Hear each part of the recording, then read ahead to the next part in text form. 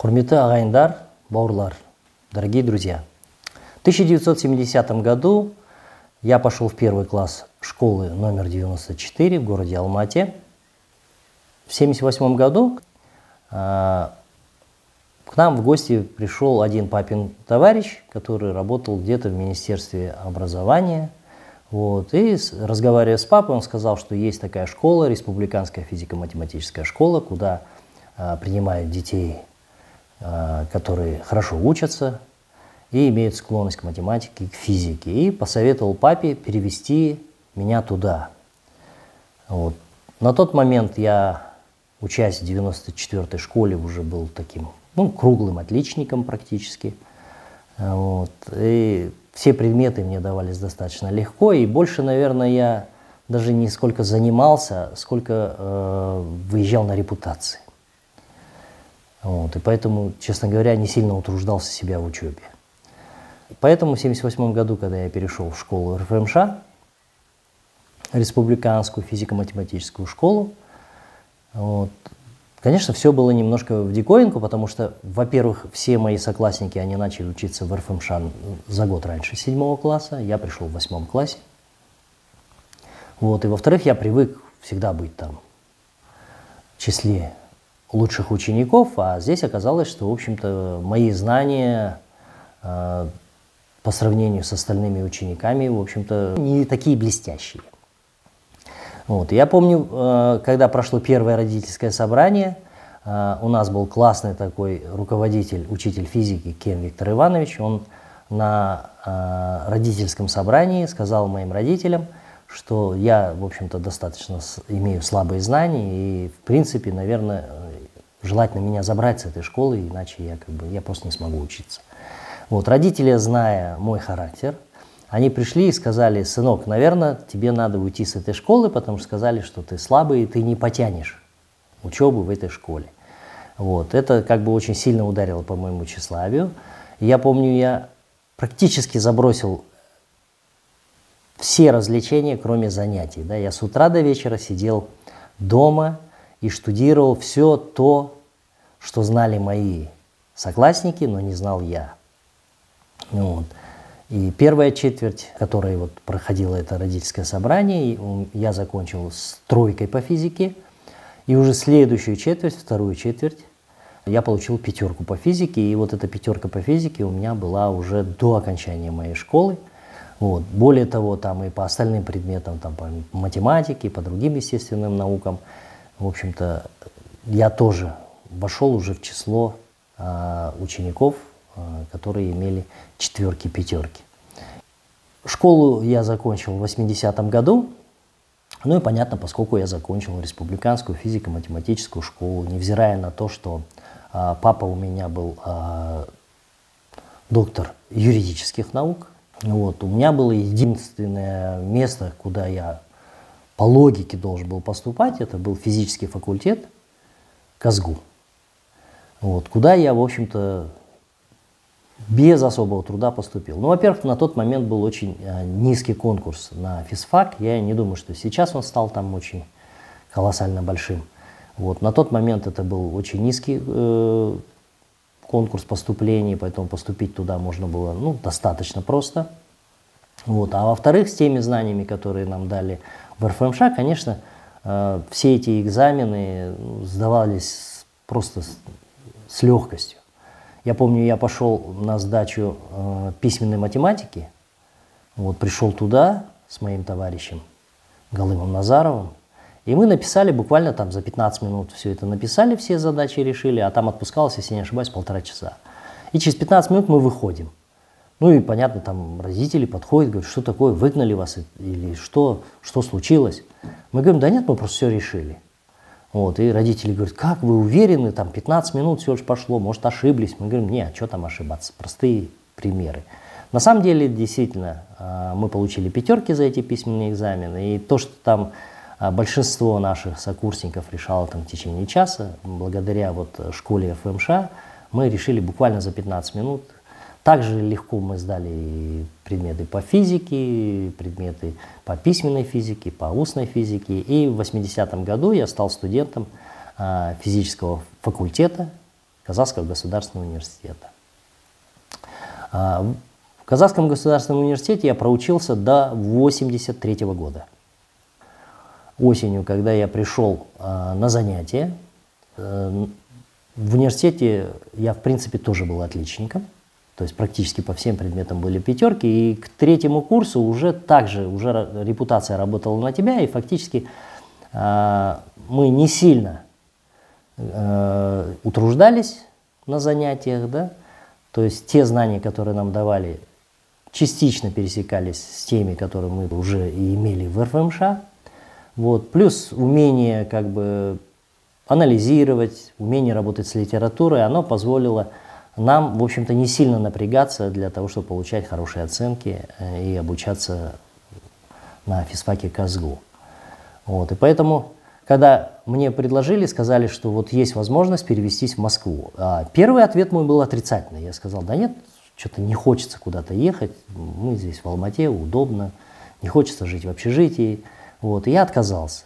Мой товарищ Галам Назаров, он отказался тоже. Потом прошел где-то уже месяц, наверное. Вот. И я понял, что в принципе здесь, на физфаке КАЗГУ, я уже двигаюсь по накатанной. То есть уже какой-то, вот, знаете, интерес к учебе начинает пропадать. Вот. Я пошел в деканат и говорю, а вот то предложение о переводе в Москву еще в силе? Они говорят, как ни странно, в силе, потому что вот тот человек, который приехал набирать, вот это академик Мигдал, он приехал сюда вообще-то не только с целью набора, а он приехал с целью вообще походить по горам. Поэтому вот он походил по горам и сейчас вот собирается возвращаться обратно в Москву, но он вот как раз здесь еще. И у вас есть там 3-4 дня, пока он будет здесь находиться. Вот. Мы встретились с академиком Мигдалом, пообщались с ним. Вот. Он попросил нас написать реферат, мы написали реферат. Вот. Потом к нам пришла бумага, что мы зачислены в высшую школу физиков в Московский инженерно-физический институт. В феврале 1983 года мы приехали туда, в Москву. Общая идеология этого специального факультета физики была следующая. То есть берутся лучшие студенты, по 1-2 человека с республик или с отдаленных регионов России. И получают образование на этом специальном факультете физики по индивидуальной программе. И считается, что дальше, в дальнейшем, эти студенты, которые получили это образование, вот, они возвращаются к себе на родину и становятся основоположниками уже каких-то научных школ. И вокруг них должна кристаллизоваться уже новая казахстанская наука. Вот с этой целью был создан этот специальный факультет физики. Вот. Его деканом был академик Басов, лауреат Нобелевской премии. Это вот один из создателей лазера. Вот. Он же являлся также директором физического института Академии наук. Вот. Это была его идея создания вот такого специального факультета физики. А на курсе нас было 24 человека, а вообще в среднем как бы каждый курс был от 20 до 26 человек. Это на всем курсе. Вот. И когда мы приехали, выяснилось, что один из Туркменского университета, один из абитуриентов, он отказался ехать в Москву. И оказалось, что есть одно свободное место. Мы с Галомом Назаровым тут же побежали в деканат и убедили заместителя декана вот, взять еще одного казаха с Казахского государственного университета. И спустя месяц к нам присоединился третий наш товарищ, это был Мухтар Аблязов. Вот, учеба в МИФИ, конечно, она очень сильно отличалась от той нагрузки, которую мы получали на физфаке КАЗГУ. Ну, во-первых, учеба у нас начиналась где-то в 8:45 утра и заканчивалась в 6 вечера, там, с небольшим перерывом на обед. То есть у нас было около 40 аудиторных занятий в неделю, причем огромное количество домашних заданий, огромное количество семинарских занятий. Ну, представьте, когда вам читают лекцию, и на лекции сидит вас, допустим, 24 человека, и вам лекцию читает, допустим, лауреат Нобелевской премии, лауреат Госпремии, лауреат Ленинской премии, авторы учебников. То есть, если сейчас посмотреть, когда образование уже платное, то я думаю, то образование должно было стоить, конечно, колоссальных денег, но это был Советский Союз, и образование было бесплатное. У нас была возможность общаться с этими людьми, была возможность получать знания прям буквально с первоисточника. Вот. И когда у вас один лектор на 24 человека, то каждая лекция у вас превращается в семинарское занятие. То есть идет прямой контакт между лектором и студентами. То есть он видит активность студентов, он видит каждого студента, да, он может прервать лекцию, начать задавать вопросы, да, он может сказать, вот мы столкнулись с такой проблемой, как вы думаете, как ее надо было решать? И дальше он начинал спрашивать, вот, твое мнение, как твое мнение, ты бы как решил эту задачу. То есть мы фактически оказывались вместе с авторами учебниками, мы оказывались в той истории, в которой находились они, принимая те или иные решения. То есть они сталкивались с физическими проблемами, они сталкивались с проблемами производственного характера и задавали нам тот же вопрос, который стоял когда-то перед ними. А как бы вы поступили? И следили за нашей культурой мышления. То есть поправляли, давали наводящие вопросы, изменяли вводные. То есть они в принципе учили нас мыслить. И это было очень важно в этом образовании. То есть это была не механическая передача знаний. Когда пришел лектор, прочитал какие-то занятия, вот, на задних партах там народ спит, записывает, не записывает, значения не имеет. Нет, здесь было, каждая лекция была прямое живое общение. Плюс была такая немножко патагонная система. То есть нам давали задачи, которые мы необходимо было решить. Вот. Но задачи, чтобы просто вы понимали, это не просто там задача на одной страничке. Да? Одна задачка у нас обычно занимала где-то почти 48-страничную общую тетрадь. Это одна задача. Вот. Периодически, каждую неделю нам давали по одной задаче. Если ты не сдал вовремя задачи, ты не допускаешься до коллоквиума. Если не допускаешься до коллоквиума, дальше не допускаешься до зачетов, до экзаменов, ну и автоматически следует твое отчисление. То есть система была патагонная, и надо было именно системно, ежедневно заниматься. Потому что если ты только одну задачу условно не решил, да, у тебя на следующей неделе накапливается уже вторая задача, вот, и это не по одному предмету, а по многим предметам. А еще ты, когда сдаешь сессию, у нас как бы по 6-7 экзаменов в сессию, там был даже какой-то норматив в советское время, что нельзя было, по-моему, больше 7 экзаменов в сессию в одну сдавать. А у нас зачастую было больше экзаменов. И поэтому выносили какие-то предметы, которые считались, как бы более легкие к освоению, их выносили за пределы сессии. То есть мы сдавали этот предмет где-то на зачетной неделе. Это обычно была политэкономия, там, гуманитарные какие-то предметы. Потом, я помню, постоянно я слышал такие фразы: «Сдал сопромат, можешь жениться». Вот. И когда мы как бы тоже изучали сопромат, понятно, мы были инженеры физики, вот, и мы изучали сопромат. И вот у нас сопромат, он был за пределами сессии. То есть он не считался серьезным предметом, и его выносили до сдачи сессии в зачетную неделю. Вот. И поэтому, когда мне говорили часто с политеха там ребята и так далее, сдал сопромат, там, можешь жениться, я не мог понять, о чем они говорят. Потому что тот же сопромат по сравнению, не знаю, с квантовой электродинамикой, совершенно приятный и легкий в освоении предмет. Вот. Мы занимались, конечно, и слушали такие дисциплины, которые даже вот в физике они называются теоретическая, математическая физика. Вот такие разделы. То есть там была полная абстракция, то есть фактически там очень сложно было объяснить на языке простых слов то, о чем как бы говорит лектор.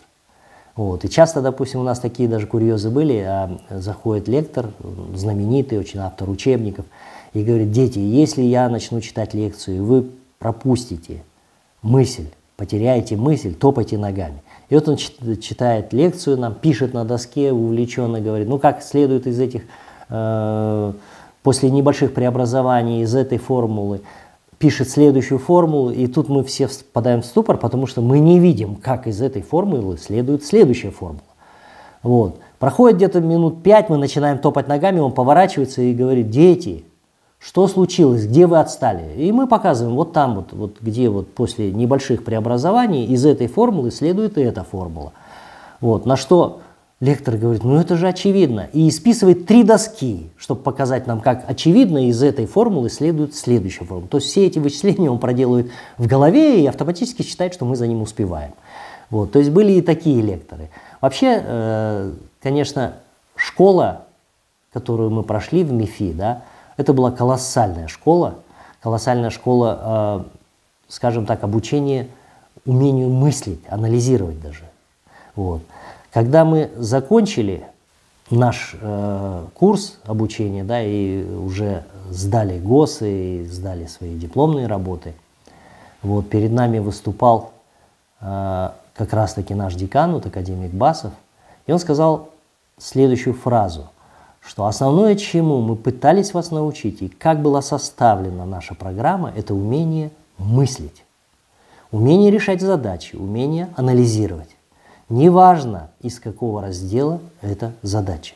В вас мы заложили алгоритмы решения проблем. Вот. Необходимые данные можно взять в справочнике. Умение мыслить из справочника не возьмешь. Сейчас вы можете применять свои знания не только в физике, а применять везде, где человечество сталкивается с проблемой, которую надо решить. У вас есть это умение мыслить, которое мы в вас заложили. Если бы его не было, вы не дошли бы до 5-го курса. И он оказался прав.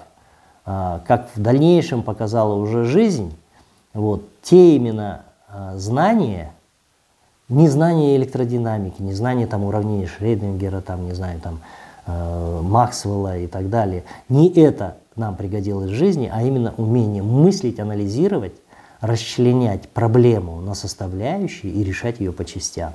То есть вот это умение, оно пригодилось нам в дальнейшем в бизнесе, вот, и я думаю, и в жизни. То есть, в принципе, можно, конечно, решать проблемы из любой отрасли, просто напитавшись знаниями. Вот, ты берешь в течение месяца-двух, получаешь информацию об отрасли, а дальше, используя именно вот свое умение мыслить, которое было привито именно в МИФИ, именно на этом специальном факультете физики, вот, ты уже решаешь эти задачи.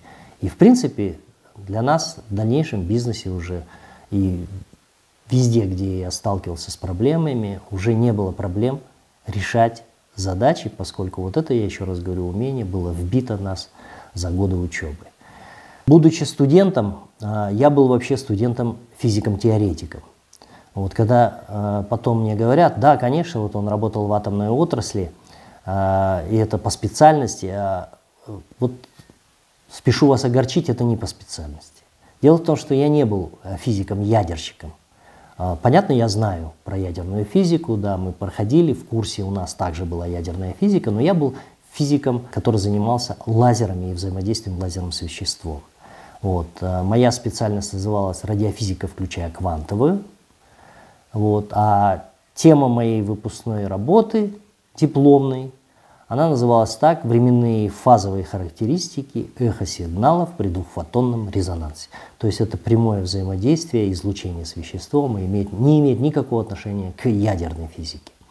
Поэтому именно эти навыки, которые были привиты мне в Московском инженерно-физическом институте и позволили мне разобраться с теми проблемами, с которыми я столкнулся при выводе из кризиса компании «Казатомпром», а также при дальнейшем написании стратегии развития атомной отрасли республики и вывода ее на ведущие позиции в мире. На этом, наверное, видео, связанное с моим образованием, это школа и институт, я завершаю. До новых встреч в эфире. До свидания. Берегите себя.